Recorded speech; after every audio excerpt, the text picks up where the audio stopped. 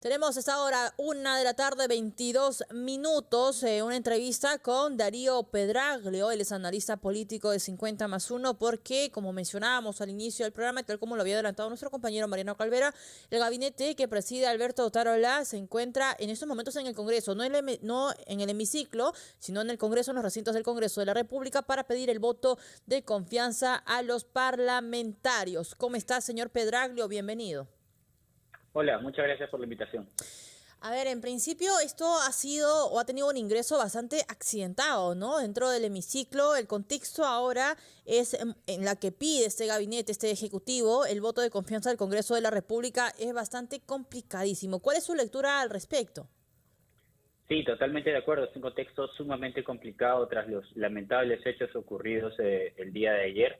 Es un contexto que además creo que era esperable, es un contexto que me parece a mí se pudo haber previsto. ¿Por qué? Porque era claro que sectores del Congreso iban a aprovechar la presencia del Premier y del gabinete para mostrar su descontento respecto a la gestión del gobierno de los conflictos.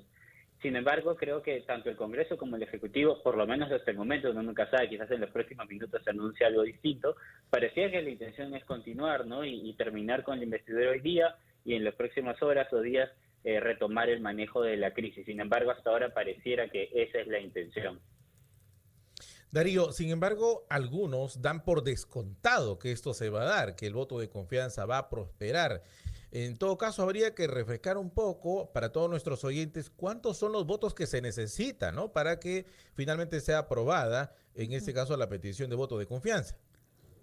Sí, necesitan la mayoría de los votos. Es decir, si por ejemplo si van los 130 parlamentarios, requerirían la mitad más uno de estos parlamentarios, que sería 66.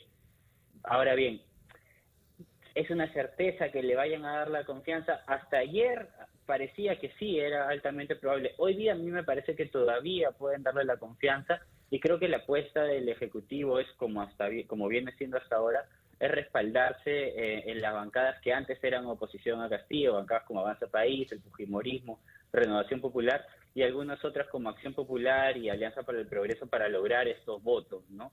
Creo que las bancadas de izquierda, particularmente después de lo pasado ayer, no van a apoyarlo, pero las otras bancadas me parece a mí que todavía sí pueden tener la intención de dar su soporte al gobierno. Creo que este es un Congreso además que se ha mostrado muy resistente a negar confianza. ¿Por qué? Porque eso implica disparar una de las llamadas balas de plata, ¿no? Que hace que el Congreso esté un poquito más cerca de la posibilidad de ser disuelto. Incluso con un gobierno que ahora parece más aliado a ellos, sigue siendo un riesgo que no estoy seguro que ellos estén dispuestos a asumir, incluso en el contexto en el que estamos ahorita. Ahora, Darío, pero a ver, si es que se le da el voto de confianza al gabinete que lidera Alberto Otárola, tampoco creería que fuese una carta en blanco, ¿no? Es decir, habrá ciertas condiciones que establezca el Congreso y el Ejecutivo está en cierta desventaja porque tiene una mochila bastante pesada con más de 40 fallecidos desde que empezaron estas protestas. Debería ser así, debería ser, si es que se da la confianza, una confianza con condiciones, con exigencias de cómo manejar la crisis, cómo manejar las protestas, cómo afrontar esta situación de crisis de cara a lo que viene. Ahora bien, tampoco tenemos la certeza de que eso vaya a ocurrir. Es un Congreso que no siempre está en sintonía con lo que dice la opinión pública, entonces veremos qué pasa, pero sí, me parece a mí que sería un punto importante.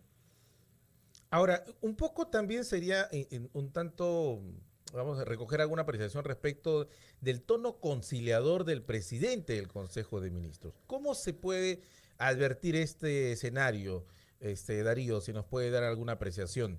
Porque además recordemos que él asume después de que el señor Pedro Angulo pues es retirado también de la presidencia del Consejo de Ministros. El señor Pedro Angulo ni siquiera pudo llegar a presentar su plan de trabajo ante el Parlamento. Entonces le tocó al señor Otárola. ¿Qué nos puede decir al respecto? Sí, yo creo que la estrategia, como les mencionaba hace unos minutos, es lograr el soporte de las bancadas que antes eran oposición. Lograr que ese sea su respaldo en un Parlamento en el cual ellos no tienen además un grupo que lo respalde. Hay que recordar que Castillo tenía mal que bien a Perú Libre y algunas de las bancadas que se separaron de Perú Libre, que le permitían a él defenderse, si se quiere, del Parlamento. Eso es algo que no cuenta este gobierno, que al final tiene que respaldarse en los grupos que hasta ahora lo vienen sosteniendo. Ahora bien, creo que también hay un coste para estos grupos de dar el voto de confianza el día inmediatamente después de los hechos dados en Puno. ¿Por qué? Porque es darle la confianza a un gabinete y a un gobierno cuya popularidad, cuya aprobación, cuya legitimidad no es alta, es más bien baja. Es un gobierno que además muchos sectores de la opinión pública le cuestionan su manejo de la crisis, no creen que hayan logrado evidentemente bajar un poco la temperatura de la situación, sino más bien parece al contrario. Entonces, si bien pueden tener el punto a favor de decir, bueno, no usamos la confianza, apostamos por la gobernabilidad de este gobierno y llegamos al 24 todos, hay un costo en términos de opinión pública y de legitimidad para el Parlamento que me parece a mí también deberían considerar. Ahora, el reto pendiente también para el Ejecutivo, Darío, es que, si bien es cierto, va a tratar de tender puentes, ¿no?, de estrategia política en el Congreso de la República, no se puede olvidar también de la población, ¿no?, que esa población que ahora le está dando prácticamente la espalda en la macrorregión sur. ¿Cómo establecer, digamos, algunos hilos, algunos puentes con esto? Porque también le va a jugar una mala pasada en el corto o en el mediano plazo.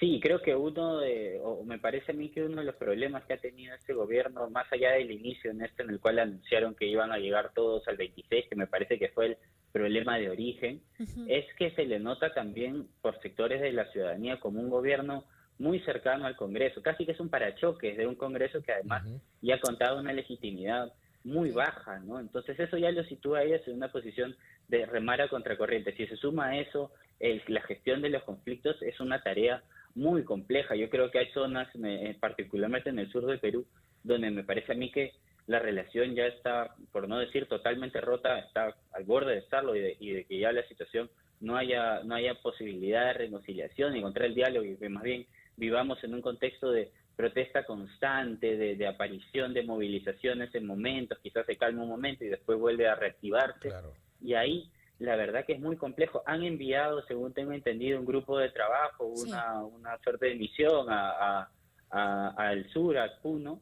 que me parece a mí que tendrá la difícil labor de intentar entablar algunos puentes de diálogo, pero creo que es un objetivo, por lo menos en este momento, hoy día, después de lo pasado ayer, por lo menos parece algo utópico. Bueno. En una última pregunta, por favor, Darío, ¿qué pasaría en un escenario muy poco probable que no se le otorgue el voto de confianza al gabinete? ¿Cuánto tiempo tendría la presidenta para reconformarlo? Si nos puedes informar, por favor, de esos tiempos. Bueno, se da una crisis total de gabinete y el plazo, usualmente al día siguiente, 24, 48 horas después, la presidenta ya tendría que tener conformado un nuevo gabinete.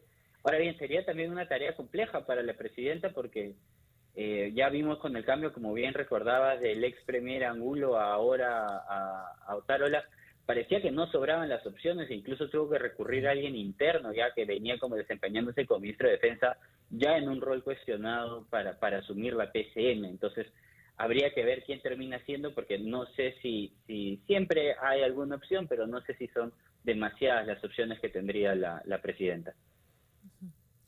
Muy bien, muchas gracias, Darío, por acompañarnos esta tarde. Darío Pedraglio estuvo con nosotros, analista político de 50+1, analizando la propuesta del gabinete ministerial comandado evidentemente por Alberto Otárola ante el Congreso de la República para solicitar o pedir este voto de confianza a los parlamentarios. Una ceremonia que pues se ha visto prácticamente accidentada, detenida por estos reclamos por parte de los congresistas de Perú Libre. Vamos a una pausa, 1 de la tarde, 31 minutos, pausa y regresamos.